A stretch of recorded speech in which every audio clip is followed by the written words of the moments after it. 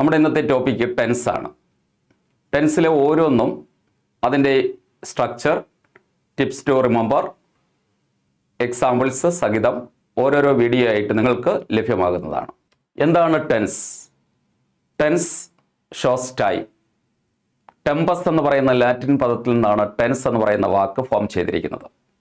ടെമ്പസ് എന്ന് വെച്ച് കഴിഞ്ഞാൽ ടൈം എന്നാണ്, സമയമെന്നാണ്. ഒരു പ്രവൃത്തി നടന്നതോ നടക്കുന്നതോ നടക്കാനിരിക്കുന്നതോ എന്നതിൻ്റെ അടിസ്ഥാനത്തിൽ ടെൻസിനെ പ്രധാനമായിട്ടും മൂന്നായിട്ട് തിരിച്ചിട്ടുണ്ട്. ആ മൂന്ന് ടെൻസുകൾ ഇതൊക്കെയാണ്: present tense, past tense, future tense. അതിൽ ഓരോന്നിനെയും നാലായിട്ട് തിരിച്ചിട്ടുണ്ട്. പ്രസന്റിനെ തന്നെ നാലായിട്ട്: simple present, present continuous, present perfect, present perfect continuous. അതേപോലെ പാസ്റ്റിനെയും നാലായിട്ട് തിരിച്ചിട്ടുണ്ട്: simple past, past continuous, past perfect, past perfect continuous. Likewise, future is also subdivided into four: simple future, future continuous, future perfect, future perfect continuous. ഇത് ഒരു overall ലുക്കാണ്.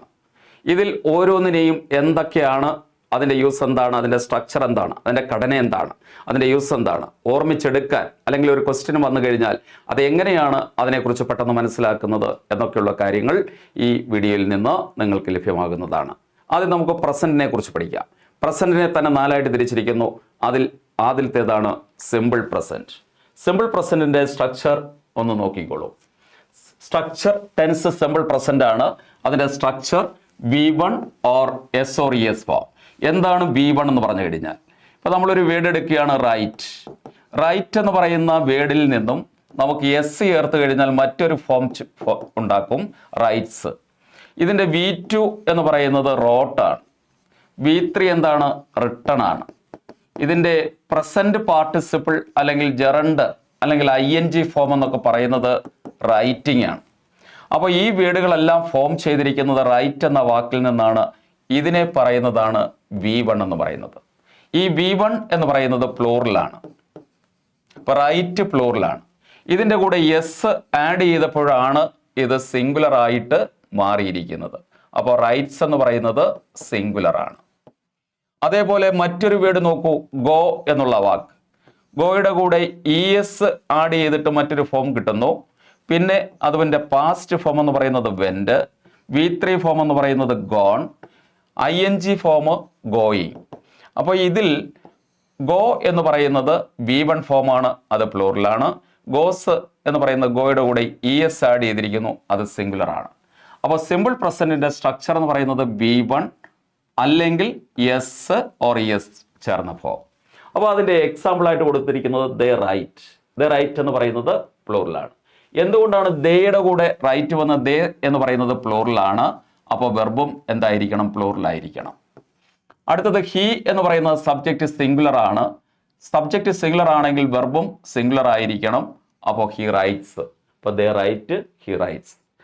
അതേപോലെ വേറൊരു word എടുത്തു കഴിഞ്ഞാൽ ഗോ എന്ന് പറയുന്ന ഒരു വെർബ് എടുത്തു കഴിഞ്ഞാൽ ഹി ആണ് സബ്ജക്റ്റ് എങ്കിൽ ഹി ഗോസ് എന്നും, ദേ ആണെങ്കിൽ ദേ ഗോ എന്നും പറയും. സിംഗ് എന്നുള്ള വേർഡാണ് എടുത്തിരിക്കുന്നതെങ്കിൽ ബോയ് ആണെങ്കിൽ ബോയ് സിങ്സ് എന്ന് പറയും, ബോയ് സിങ്സ് എന്ന് പറയും, ബോയ്സ് സിങ് എന്നും പറയും. ടീച്ചർ പഠിപ്പിക്കുകയാണ്. അപ്പോൾ ടീച്ചർ പഠിപ്പിക്കുന്നു. ഒരാളിനെ കുറിച്ച് പറയുമ്പോൾ ടീച്ചർ ടീച്ചേഴ്സ് എന്നും, ടീച്ചേഴ്സ് ആണെങ്കിൽ ടീച്ച് എന്നും കൊടുക്കുന്നു. സബ്ജക്റ്റ് സിംഗുലർ ആണെങ്കിൽ വെർബ് സിംഗുലർ ആയിരിക്കണം. സബ്ജക്റ്റ് പ്ലൂറൽ ആണെങ്കിൽ വെർബും പ്ലൂറൽ ആയിരിക്കണം. ഇതാണ് അതിൻ്റെ സ്ട്രക്ചർ. ഇനി പ്രധാനപ്പെട്ട വേർഡുകൾ നമുക്ക് ടിപ്സ് ടു റിമെമ്പർ എന്തൊക്കെയാണെന്ന് നോക്കാം. ഓൾവേസ്, ഓഫൺ, രണ്ട് വേർഡുകളാണ്.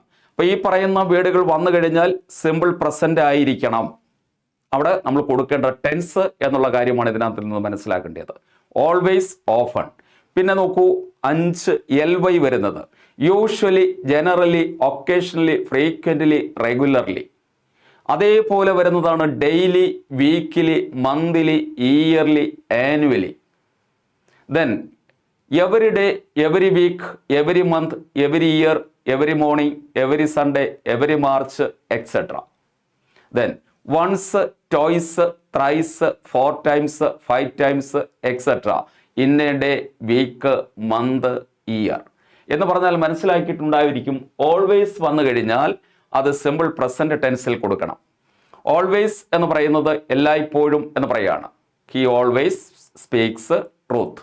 അതുപോലെ often, they often come here. അവർ മിക്കപ്പോഴും ഇവിടേക്ക് വരുന്നു.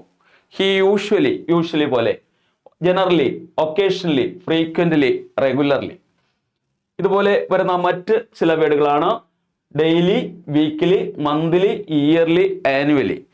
അവൻ എല്ലാ ദിവസവും സ്കൂളിൽ പോകുന്നു. He goes to school every day എന്നുള്ളത് നമ്മൾ കൊടുക്കും. എല്ലാ മാസവും അവൻ അവൻ്റെ അമ്മയെ സന്ദർശിക്കാറുണ്ട് എന്ന് പറയുമ്പോൾ he visits his mother every month. എല്ലാ മാസവും. എല്ലാ ആഴ്ചയിലും എന്ന് പറയുകയാണെങ്കിൽ എവരി വീക്ക് എന്ന് കൊടുത്താൽ മതി. എല്ലാ വർഷവും എന്ന് പറയുകയാണെങ്കിൽ എവരി ഇയർ എന്ന് കൊടുക്കുക. എല്ലാ രാവിലെയുമാണ് അവൻ ന്യൂസ് പേപ്പർ വായിക്കുന്നത് എന്ന് പറയുകയാണെങ്കിൽ he reads newspaper every morning എന്ന് പറയുക. എല്ലാ ഞായറാഴ്ചയും അവൾ പള്ളിയിൽ പോകുന്നു എന്ന് പറയുമ്പോൾ she goes to church every Sunday എന്ന് പറഞ്ഞാൽ മതിയാകും. അതേപോലെ നമ്മൾ പറയുന്ന ഈവനിങ് ആയാലും മോർണിംഗ് ആയാലും ആഫ്റ്റർനൂൺ ആയാലും മാർച്ച് മാസമായാലും അങ്ങനെയുള്ള ഏതൊരു സമയത്തെക്കുറിച്ച് എവരി ചേർന്ന് വന്നു കഴിഞ്ഞാൽ നമുക്ക് പരീക്ഷയിൽ എഴുതത്തക്ക രീതിയിൽ ഒരു ഹിൻ്റാണ്, ഒരു സൂചനയാണ്, ടിപ്പാണ് ഈ പറയുന്ന വേർഡുകൾ എന്ന് പറയുന്നത്. അപ്പോൾ ഇത്തരത്തിൽ വരുന്ന വേർഡുകൾ നമുക്കൊരു ദിശ സൂചിപ്പിക്കുന്ന ഒന്നാണ്, നമ്മളെ പറഞ്ഞ് മനസ്സിലാക്കുന്ന ഒരു കാര്യമാണ്. അവിടെ അത്തരത്തിൽ ആ ടെൻസ് തന്നെയാണ് അവിടെ കൊടുക്കേണ്ടതുള്ളത്. അതേപോലെ വൺസ് ഇൻ എ ഡേ എന്ന് പറഞ്ഞു കഴിഞ്ഞാൽ ദിവസം ഒരു പ്രാവശ്യം. ഡോക്ടർ മരുന്ന് തന്നതിന് ശേഷം പറയുന്നു ഇത് ദിവസം ഒരു പ്രാവശ്യം കഴിക്കുക. Take the medicine once in a day. അത് 2 പ്രാവശ്യമാണെന്നുണ്ടെങ്കിൽ ടോയ്സ് ഇൻ എ ഡേ, 3 പ്രാവശ്യമാണെങ്കിൽ ത്രൈസ് ഇൻ എ ഡേ, 4 പ്രാവശ്യമാണെങ്കിൽ 4 ടൈംസ് ഇൻ എ ഡേ, 5 ആണെങ്കിൽ 5 ടൈംസ് ഇൻ എ ഡേ. ഇത്തരത്തിൽ നമുക്കത് കൊടുക്കാം. അപ്പോൾ ദിവസത്തിലല്ല, ആഴ്ചയിലാണെങ്കിൽ once in a week, twice in a week, thrice in a week, ഇത്തരത്തിൽ കൊടുക്കാം. മാസത്തിലാണെങ്കിൽ once, twice, thrice, 4 times in a month. വർഷമാണെങ്കിലോ once, twice, thrice, 4 times, 5 times etcetera in a year. അപ്പോൾ ആ ഭാഗം ഇത്രയുമാണ്. ആ ടിപ്സ് ഓർത്ത് വെച്ച് കഴിഞ്ഞാൽ ഈ വേർഡുകൾ വന്നിട്ടുണ്ടെങ്കിൽ ആൻസർ പെട്ടെന്ന് ചെയ്യാൻ കഴിയും. അത് സിമ്പിൾ പ്രസന്റ് കൊടുക്കുക. ഇനി സിമ്പിൾ പ്രസന്റിന്റെ യൂസ് നോക്കാം. സിമ്പിൾ പ്രസന്റ് ടെൻസ് യൂസ് ചെയ്യുന്ന ഒന്ന്, നമ്മൾ യൂണിവേഴ്സൽ ട്രൂത്ത് പറയുമ്പോൾ പ്രപഞ്ച സത്യത്തെക്കുറിച്ച് പറയുന്ന കാര്യങ്ങൾക്കാണ് സിമ്പിൾ പ്രസന്റ് ടെൻസ് കൊടുക്കുന്ന ഒന്ന്. The earth moves around the sun എന്ന് പറയുന്നു. The earth rotates on its axis എന്ന് പറയുന്നു. Water freezes at 0 degree Celsius. ഇതൊക്കെ എന്താണ്? Either universal truth or scientific truth. അപ്പൊ ഇങ്ങനെ യൂണിവേഴ്സൽ ട്രൂത്ത് അല്ലെങ്കിൽ സയന്റിഫിക് ട്രൂത്ത് പറയുന്നതിന് വേണ്ടിയിട്ടാണ് സിമ്പിൾ പ്രസന്റ് ടെൻസ് കൊടുക്കുന്നത്. അടുത്ത ഒന്ന് കൊട്ടേഷൻ പറയുമ്പോൾ നമ്മൾ കൊടുക്കുന്നുണ്ട്. അതും അഡീഷണൽ ആയിട്ട് വരുന്ന മറ്റൊരു കാര്യമാണ് കൊട്ടേഷൻ വരുന്നത്. അതായത് ഏതെങ്കിലും ആൾക്കാർ, മഹാന്മാർ പറഞ്ഞിട്ടുള്ള, എഴുത്തുകാർ പറഞ്ഞിട്ടുള്ള വാചകങ്ങളെ അതേപോലെ എടുത്തു കൊടുക്കുമ്പോൾ കൊടുക്കുന്നതാണ്. ജോൺ കീറ്റ്സ് പറഞ്ഞത്, ഇപ്പോൾ അദ്ദേഹം പറഞ്ഞ ഒരു വാചകം കൊടുക്കുകയാണ്. Heard melodies are sweet but those unheard are sweetest എന്ന് പറയുന്ന ഒരു സെന്റൻസ് പറയുക. അല്ലെങ്കിൽ a thing of beauty is a joy for ever എന്ന് ജോൺ കീറ്റ്സ് പറഞ്ഞ വാചകം എടുക്കുക. Thing of beauty is a joy for ever. അത് സിമ്പിൾ പ്രസന്റ് ടെൻസിലാണ് കൊടുത്തിരിക്കുന്നത്. പിന്നെ നമ്മൾ പറഞ്ഞു യൂണിവേഴ്സൽ ട്രൂത്തിന്റെ കാര്യം പറഞ്ഞു. അതുപോലെ തന്നെ പറയുന്ന മറ്റൊന്നാണ് ഹാബിച്വൽ ആക്ഷൻ. ഇപ്പോൾ he goes to market daily എന്ന് പറയുന്നതോ he goes to school every day എന്ന് പറയുന്നതോ അത് ഒരു ഹാബിച്വൽ ആക്ഷൻ ആണ്. ഒരു യൂണിവേഴ്സൽ ട്രൂത്ത് അല്ല, അതൊരു ഹാബിച്വൽ ആക്ഷൻ ആണ്. അപ്പോൾ ഈ ഹാബിച്വൽ ആക്ഷൻ പറയുന്നതിന് വേണ്ടിയിട്ട് ഉപയോഗിക്കും. മറ്റൊരു പ്രധാന യൂസ് ആണ് പ്രീ പ്ലാൻഡ് ഫ്യൂച്ചർ ആക്ഷനെ കാണിക്കാൻ വേണ്ടി സിമ്പിൾ പ്രസന്റ് ടെൻസ് കൊടുക്കും. എന്താണ് ഈ പ്രീ പ്ലാൻഡ് ഫ്യൂച്ചർ ആക്ഷൻ? അതായത് ഇനി നടക്കാനിരിക്കുന്ന പ്രവൃത്തിയാണ്, അത് ഫ്യൂച്ചറിലുള്ള ആക്ഷനാണ്. പക്ഷേ അത് മുൻകൂട്ടി തന്നെ തയ്യാറാക്കിയിട്ടുള്ള അത്തരത്തിലുള്ള പ്രവൃത്തിയാണെങ്കിൽ ആ പ്രവൃത്തിയെ കാണിക്കുന്നതിന് വേണ്ടിയിട്ട് സിമ്പിൾ പ്രസന്റ് ടെൻസ് കൊടുക്കും. അതായത് മുഖ്യമന്ത്രി നാളെ ഡൽഹിക്ക് പോകും എന്ന് പറയണമെന്നുണ്ടെങ്കിൽ നമുക്ക് ഫ്യൂച്ചർ ടെൻസിനെ പറയുമ്പോൾ വിൽ അല്ലെങ്കിൽ ഷാൽ ചേർത്തിട്ട് ഉപയോഗിക്കാം. ഇപ്പോൾ ചീഫ് മിനിസ്റ്റർ പറയുകയാണെന്നുണ്ടെങ്കിൽ the chief minister will go to Delhi tomorrow എന്ന് കൊടുക്കാം. എന്നാൽ വിൽ ഗോ എന്നുള്ളതിന് പകരമായിട്ട് നമുക്ക് സിമ്പിൾ പ്രസന്റ് ടെൻസ് കൊടുത്താൽ the chief minister goes to Delhi tomorrow, അല്ലെങ്കിൽ the chief minister visits America next week. ഇനി ക്വസ്റ്റ്യൻസ് വർക്കൗട്ട് ചെയ്യാം. നോക്കൂ, Rahul usually dash news paper in the morning. ചോദ്യം വളരെ വ്യക്തമായിട്ട് വായിച്ചു നോക്കുക. ഇങ്ങനെ ഒരു ക്വസ്റ്റ്യൻ കിട്ടിക്കഴിഞ്ഞാൽ നമുക്ക് സഹായകരമായിട്ടുള്ള ഏതെങ്കിലും വേർഡ് ഉണ്ടോ എന്നുള്ളതാണ് നോക്കേണ്ടത്. യൂഷ്വലി എന്നുള്ള വാക്ക് വന്നിട്ടുണ്ട്. യൂഷ്വലി വരുന്നത് സിമ്പിൾ പ്രസന്റ് ടെൻസിലാണ്. അപ്പോൾ ഇതിനകത്ത് വന്നിരിക്കുന്നത് റീഡ് എന്നുള്ളത് സിമ്പിൾ പ്രസന്റ് ആണ് എന്ന് നമുക്ക് മനസ്സിലാക്കാം. അത് വന്നേക്കാം എന്ന് കൊടുക്കാം. റീഡ്സ് സിമ്പിൾ പ്രസന്റ് ആണ്, അതും വന്നേക്കാം. ഹാഡ് റെഡ് നമ്മൾ പഠിക്കാനിരിക്കുന്നതേ ഉള്ളൂ. ഹാഡ് റെഡ് എന്ന് പറയുന്നത് പാസ്റ്റ് പെർഫെക്റ്റ് ആണ്, അത് വരില്ല. ഈസ് റീഡിങ് എന്ന് പറയുന്നത് പ്രസന്റ് കണ്ടിന്യൂസ് ആണ്, പഠിക്കാനിരിക്കുന്നതേ ഉള്ളൂ, അപ്പോൾ അതും വരില്ല. അപ്പോൾ ഇവിടെ വരുന്നത് യൂഷ്വലി വന്നതുകൊണ്ട് ഒന്നുകിൽ റീഡ് അല്ലെങ്കിൽ റീഡ്സ്, രണ്ടും സിമ്പിൾ പ്രസന്റ് ആണ്.